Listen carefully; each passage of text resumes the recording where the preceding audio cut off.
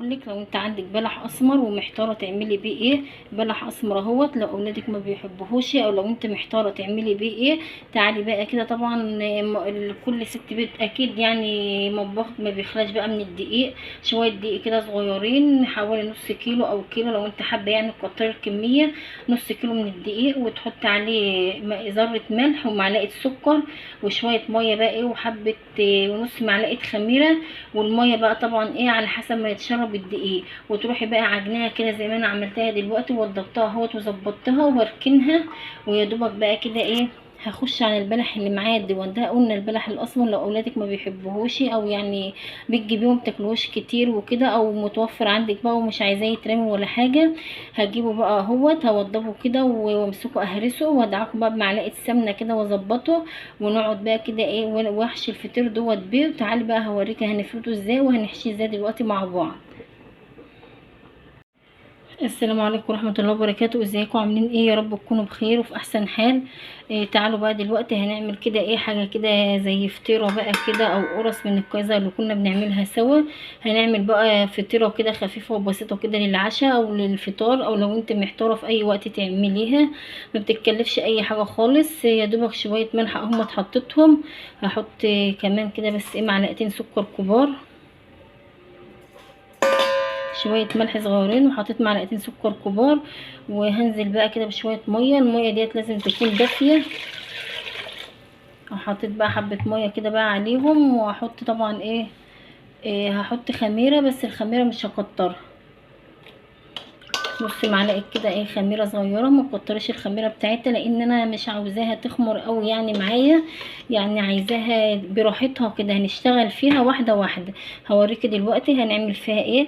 هنزل بقى بالدقيق معايا على حسب ما الميه ديت ايه الدقيق ياخد مع الميه اللي انا حطيتها. اي كميه بقى حابه تعجنيها اعمليها، يعني حابه تعملي فطرتين 3 4. يعني هي بصراحه كده جميله قوي هتعجبك. هنعجن اهوت سوا بقى وهوريكي. كده انا نزلت اهوت بالدقيق بس ميه ودقيق وشويه ملح كده صغيرين. وحطيت طبعا معلقتين سكر.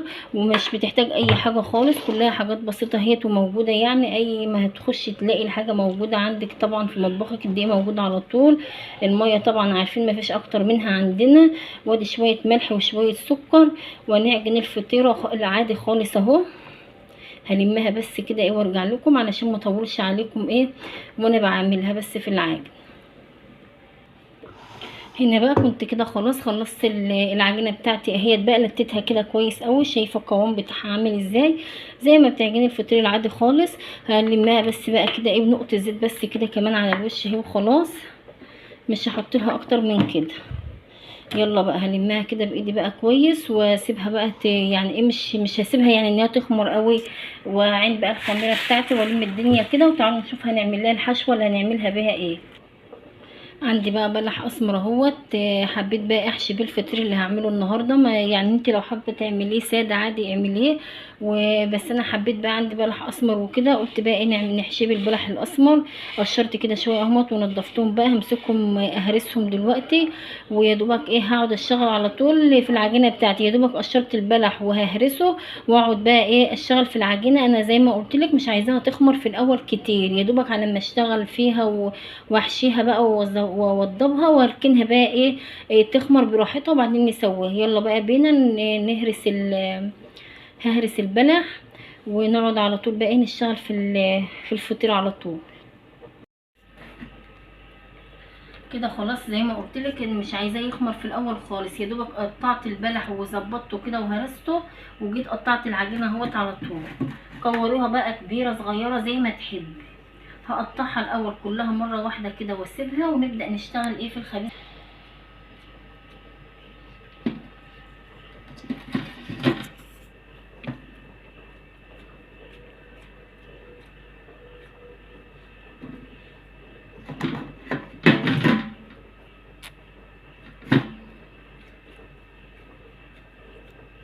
شويه دقيق صغيرين عملوا لنا كميه ما شاء الله كده عليها اهي قدامك اهي.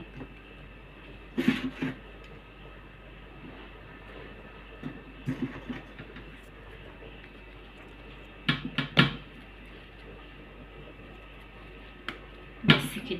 طب طبعا انا مش هبططه على دقيق ولا حاجه، الدقيق دون عشان بس ما يلزقش معايا. هبدا بقى اغطيه ونشتغل فيه على طول.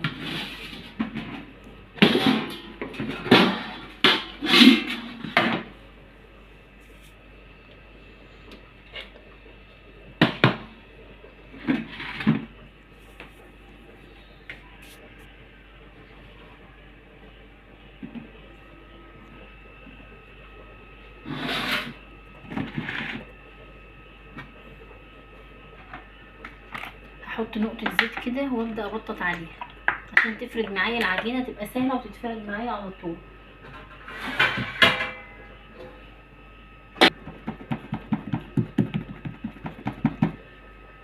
العجينه كده طريه ما شاء الله، بتتفرد لوحدها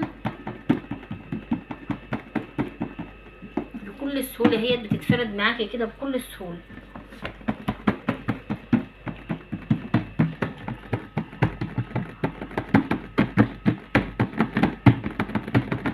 خلاص شويه زيت برضو كده هنا اهمت.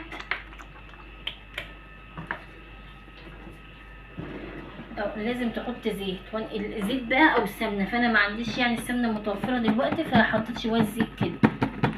هبدا برضو افرد في اللي بعدها، يعني لو كميه، لو معاكي مثلا 6 ولا حاجه خلصيهم مره واحده، لو معاكي اكتر اعملي نص الكميه، ايه نصها كده، سهله خالص في الفرد بتاعها.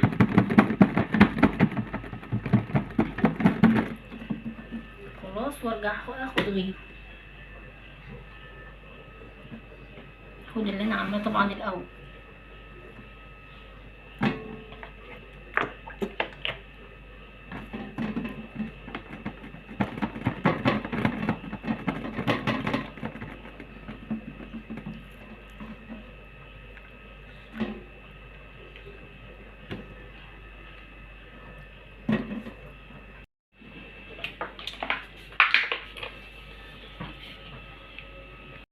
كده كنت قرصت العجين اللي معايا اهوت، عملوا معايا 2 4، عملوا معايا 7، والعجوة يا دوبك كده هي اتهرستها.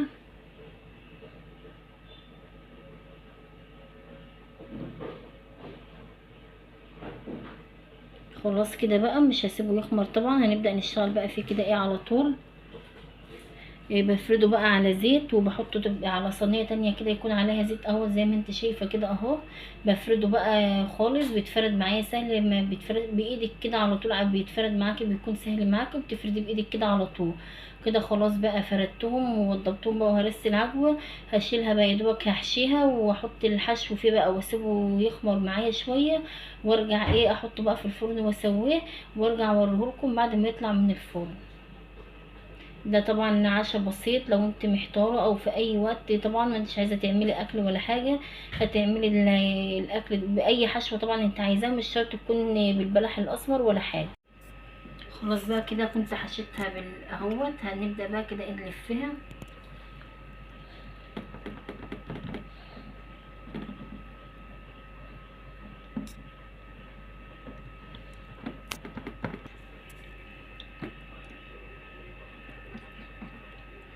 بس بتلفيها بقى بالشكل دوت.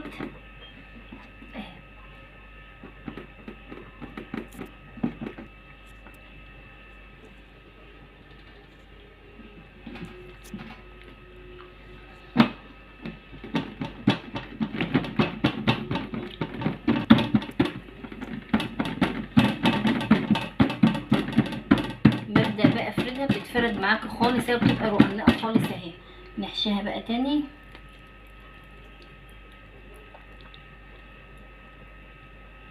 ثواني كده عشان بس الحشوه ديت ما تقعش منك ولا حاجه، هنتني حته صغيره اهيت ونحط عليها الحشوه.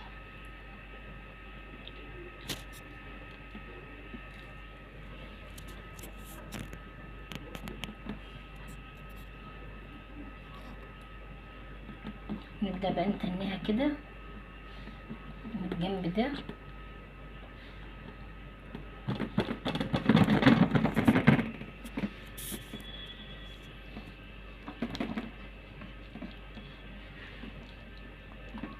خلاص كده بتطلع بقى معايا بالشكل دوت في الآخر.